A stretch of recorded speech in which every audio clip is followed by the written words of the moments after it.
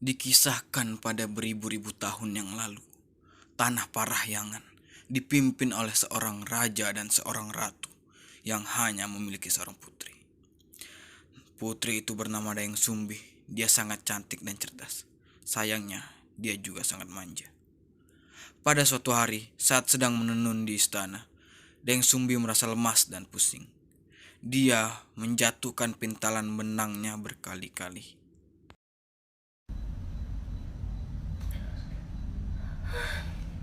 Jatuh lagi. Aku malas mengambilnya. Aku bersumpah, jika ada yang mengambilkan pintalan benangku, jika dia laki-laki, akan kujadikan suami. Jika dia perempuan, akan kujadikan saudara. Setelah kata-kata sumpah itu diucapkan, datang seekor anjing sakti yang bernama Tumang.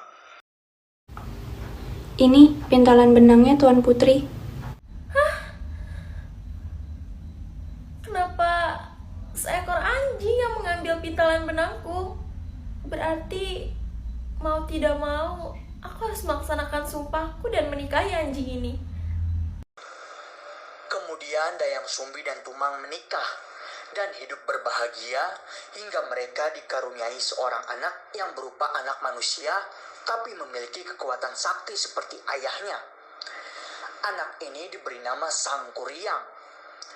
Dalam masa pertumbuhannya, Sang Kuryang selalu ditemani bermain oleh seekor anjing yang bernama Tumang, yang dia ketahui hanya sebagai anjing yang setia, bukan sebagai ayahnya. Sang Kuryang tumbuh menjadi seorang pemuda yang tampan dan gagah perkasa. Pada suatu hari, Dayang Sumbi memanggil putranya Sang Kuryang. Aku, Bunda akan mengadakan sebuah pesta. Pergilah engkau ke hutan untuk berburu rusa bersama si Tumang. Baik, Bunda. Tibalah Sang Kuryang di sebuah hutan. Kemana lagi supaya aku bisa mendapatkan seekor rusa? Dari pagi sampai siang aku menjelajahi hutan ini, tapi tidak kutemukan seekor rusa pun. Aku tidak mau mengecewakan Bunda. Aku harus pulang dengan membawa hasil. Tumang, maafkan aku, tapi aku harus melayangkan panah ini kepadamu.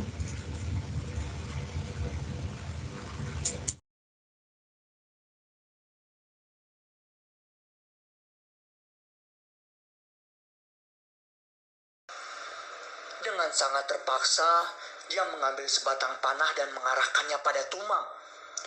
Dan tak lama kemudian si Tumang pun sekarat, kemudian mati. Setibanya di rumah, Sang Kuryang menyerahkan daging Tumang pada ibunya. Bunda, ini daging rusa tangkapan itu. Terima kasih sayang, kau hebat sekali. Bunda sangat gembira nak, kau sudah pintar berburu rusa.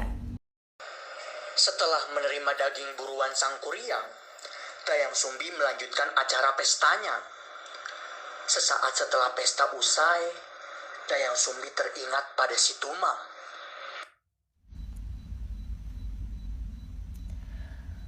Kemana ya si Tumang? Dari kemarin aku tidak melihat dia. Coba aku tanyakan pada Sang Kuryang. Sang Kuryang? Sang Kuryang? Ada apa Bunda memanggilku? Di mana si Tumang nak? Dari kemarin Bunda tidak melihatnya. Bukankah sepertinya terakhir dia bersamamu? Sekarang kemana dia? Tumang sudah mati, Bunda. Mati? Siapa yang membunuhnya?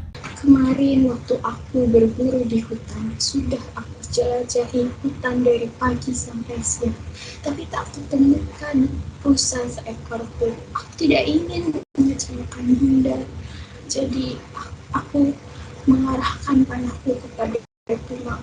Kemudian aku serahkan dagingnya kepada Bunda. Apa? Jadi daging yang kau serahkan kemarin pada Bunda itu dagingnya si Tumang? Betul. Dasar anak tak tahu diri, kau pembunuh. Bukan main marahnya Dayang Sumbi begitu mendengar cerita itu. Tanpa sengaja ia memukul kepala Sang Kuryang dengan sendok nasi yang dipegangnya. Sang Kuryang pun terluka. Aduh, kenapa Bunda memukulku? Aku kecewa kepada Bunda. Sebegitu marahnya Bunda kepadaku. Baiklah, untuk menebus kesalahanku, aku akan pergi. Sang Kuryang, jangan pergi nak. Bunda menyesal telah melukaimu dan mengatakan kau sebagai seorang pembunuh. Bunda menyayangimu nak. Kembalilah anakku. Tapi sayang, semuanya sudah terlanjur. Sang Kuryang tetap berlalu pergi meninggalkan ibunya. Dayang Sumbi pun berdoa kepada para dewata agar bisa dipertemukan kembali dengan putranya. Doanya didengar para dewata penghuni kayangan. Dayang Sumbi diberi kemudahan dan kecantikan abadi, bahkan lebih cantik dari sebelumnya. Bertahun-tahun kemudian, Sang Kuryang yang telah melanglang buana ke seluruh penjuru bumi memutuskan untuk kembali ke kampung halamannya. Sesampainya di sana, Sang Kuryang pun terkejut karena semuanya sudah berubah. Dia tambah terkejut saat di jalan bertemu seorang wanita yang tak lain tak bukan adalah Dayang Sumbi. Namun mereka tak saling mengenali. Siapa gadis itu? Cantik sekali. Aku sangat terpesona dibuatnya. Aku ingin berkenalan dengannya dan meminangnya menjadi istriku. Siapa ya pemuda di ujung jalan itu? Dari tadi sepertinya dia memperhatikanku. Aku jadi tak karuan dibuatnya. Dia sungguh mempesona dan tampan sekali. Jika dia mau melamarku menjadi istrinya, aku pasti mau. Hai gadis cantik, aku sangat terpesona dengan parasmu. Aku ingin sekali meminangmu. Maukah kau menjadi istriku? Iya, aku mau menjadi istrimu. Kamu sungguh tampan sekali.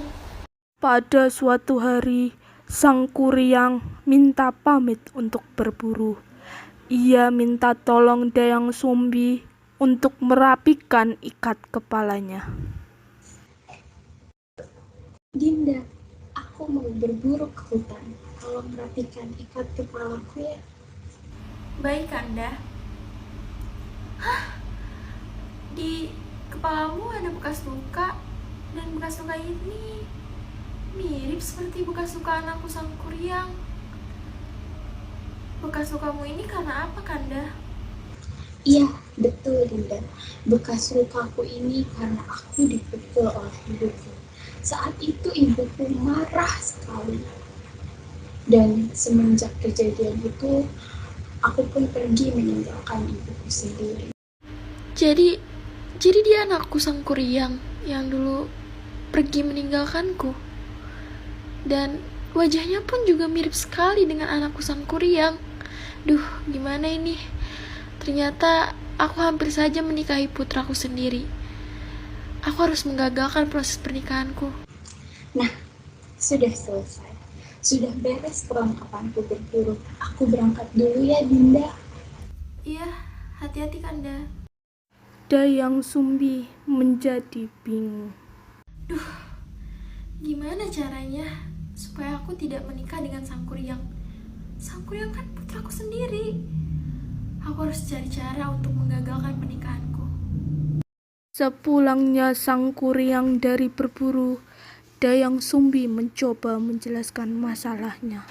Sang Kuryang, ternyata kau adalah putraku nak yang selama ini telah kucari karena pergi. Dan luka yang ada di kepalamu itu karena aku. Ini aku Dayang Sumbi, bundamu nak. Maafkan bunda nak karena telah melukaimu waktu itu. Dan bunda mohon jangan lanjutkan niatmu untuk melamarku ya.